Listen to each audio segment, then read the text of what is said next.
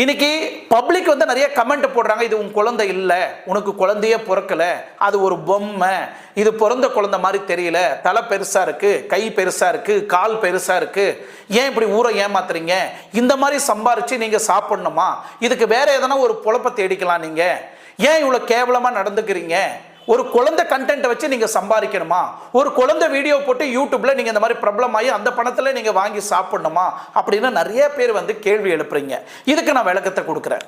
இன்னைக்கு ஒரு அரசாங்கமே சட்டத்திட்டங்கள் கவர்மெண்ட்டே என்ன சொல்றாங்கன்னா, ஒரு குழந்தைய அடாப்ட் பண்றதும் குழந்தைய அடாப்ட் பண்ணாம இருக்கிறதும், ஒரு குழந்தைய தானே பெத்துக்கிறதும் பெத்துக்காம இருக்கிறதும், இல்ல இன்னொரு வீட்டில இருந்து இன்னொரு வீட்டுக்கு குடி போறதும், அதை பொதுமக்கள்கிட்ட சொல்றதும் சொல்லாததும் அவங்களோட தனிப்பட்ட விருப்பம். குழந்தை பிறந்திருக்கா இல்லையா உங்களுக்கு என்ன? குழந்தை பக்கத்து வீட்டுல இருந்து